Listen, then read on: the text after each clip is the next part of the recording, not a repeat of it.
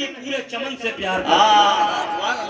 یہ اہل بیت رسول یہ بھی گلدستہ نبوت کا پھول ہے. یہ صحابہ رسول یہ بھی گلدستہ نبوت کا پھول ہے. اور ہر سنی مصطفیٰ کی ہر نسبت کی حیا کرتا ہے, ہر نسبت کا احترام کرتا ہے, ہر نسبت کی تعظیم. تو پہلا شعبہ عقائد کا ہے اور دوسرا شعبہ عبادات.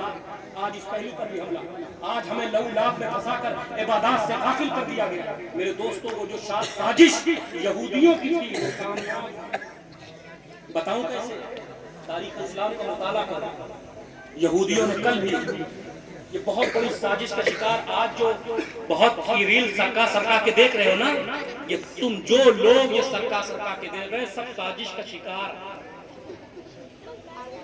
آپ سوچئے 40 سال 50 سال آپ محنت کرتے ہیں, پھر کہیں جا کے آپ لاکھپتی بنتے ہیں, آپ کروڑ پتی بنتے ہیں, لیکن عالم یہ ہے کہ ایک زکاتی کہاں سے کہاں پہنچا, بھلا کروڑوں میں کمانے دنیا کی سیر کر رہا ہے. کیا وجہ ہے؟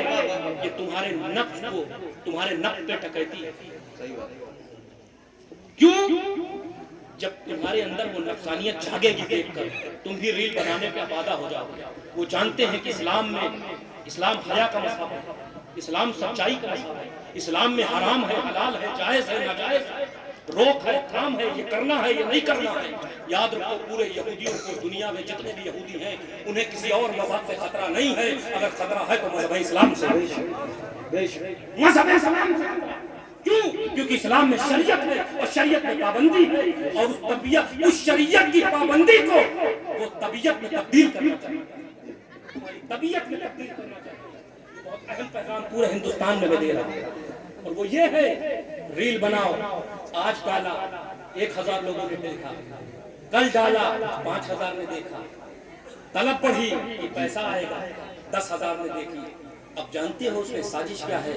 تمہاری عورتوں کو, تمہاری ماؤں بہنوں کو, آج کتنے باپ ہیں انہیں پتہ نہیں ان کی بیٹی ریل بنا رہی ہے, ڈانس کر رہی ہے, کس طرح سے فحش کلامی کر رہی ہے, کس طرح سے اپنی باڈی اسٹرکچر کو دکھلا رہی ہے. دیکھو مجھے دیکھتا ہوں تو افسوس ہوتا ہے, رونا آتا ہے. آج ہماری امت کی وہ بیٹیاں جس کے لیے نبی صلی اللہ علیہ وسلم نے کتنے آنسو بہائے تھے, غاروں میں روئے تھے, تڑپے تھے, طائف میں پتھر کھائے تھے. 2.5 سے 3 سال تقریباً شب ابی طالب میں 2.5 سال سے 3 سال بھوکا رکھا گیا تھا, پیاسا رکھا گیا تھا, ماننے چاہنے والوں کو چمڑا کھانے پر مجبور کر دیا گیا. دوستو آج اس نبی کی امت کی بیٹیاں اس انداز میں کام کر رہی ہیں, اس نبی کے دل پر کیا بیتی ہوگی؟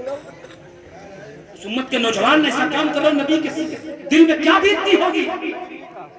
عزیزان ملت اسلامیہ کیا ہے؟ یوز کے لیے, پیسہ کمانے کے لیے آج کچھ دکھلائیں گے, کل اپنے جسم کی نمائش کریں گے. اور یہودیوں کی یہ سازش کامیاب ہے کہ تمہاری عورتوں کو مجھے گھر سے نکال کر برہنہ کرنا.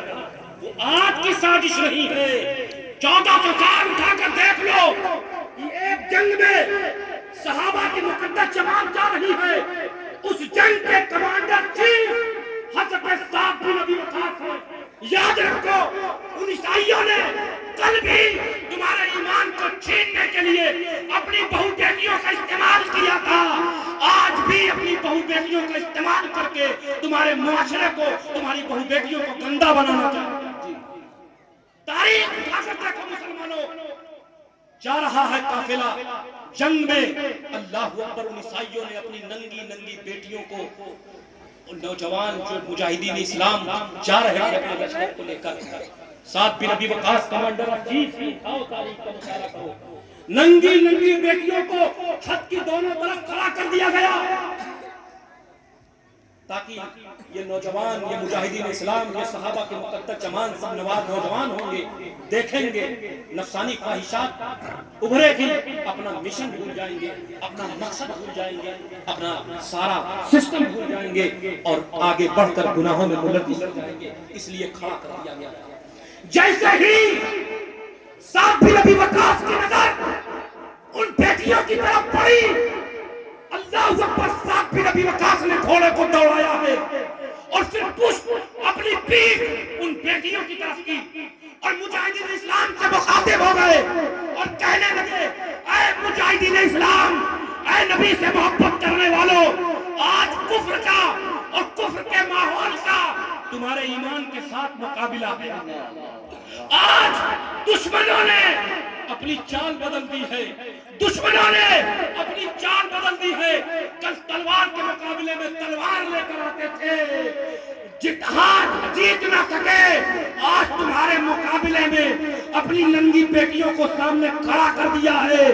اے مجاہدین اسلام، آج کفر کا اور کفر کے ماحول کا تمہارے ایمان کے ساتھ مقابلہ ہے۔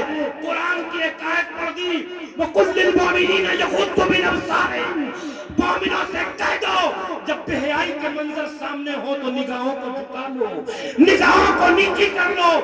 اللہ اکبر۔ اے مجاہدین اسلام تقریر فرمائی، اے مجاہدین اسلام یاد رکھو، آج ان آنکھوں کو ناپاک نہ ہونے دینا جن آنکھوں سے تم نے محمد الرسول اللہ کو دیکھا ہے۔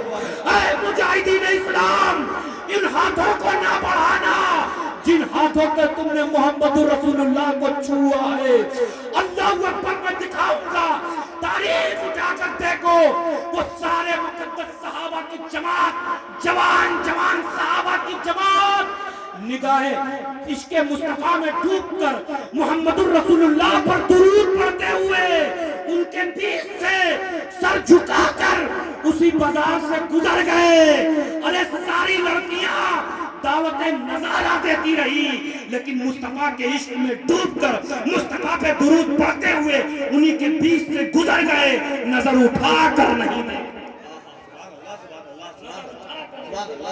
دکھاؤں گا کہ بازار والوں نے جنہوں نے کھڑا کیا تھا اپنی بازار کی چابیاں لا کر ان نوجوانوں کے قدموں میں ڈال دی اور کہا جس قوم کے نوجوانوں کا ایمان اتنا مضبوط و مستحکم ہے انہیں کبھی ہرایا نہیں جا سکتا، ان کا ایمان چھینا نہیں جا سکتا، انہیں برباد کیا نہیں جا سکتا، انہیں زیر کیا نہیں جا سکتا۔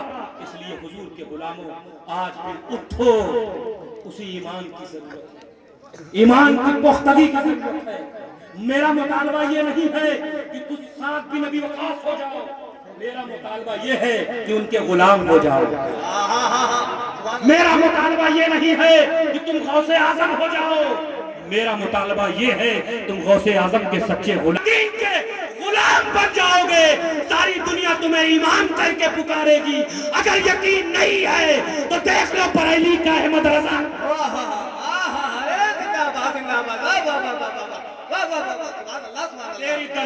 تیرے دربار میں لاتا ہے رضا ان کو شفیع جو میرا غوث ہے اور لابلا بیٹا۔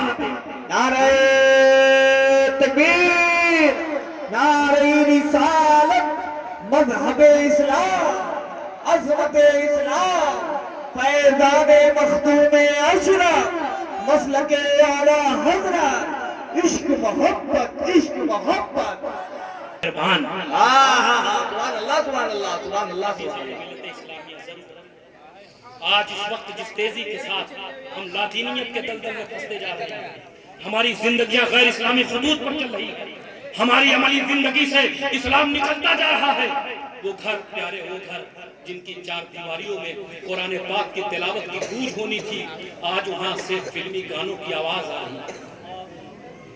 امت مصطفیٰ کی وہ بیٹیاں جن کے پاؤں کی پشت پر کبھی غیر محرم کی نظر نہیں پڑنی تھی، آج ان کے پر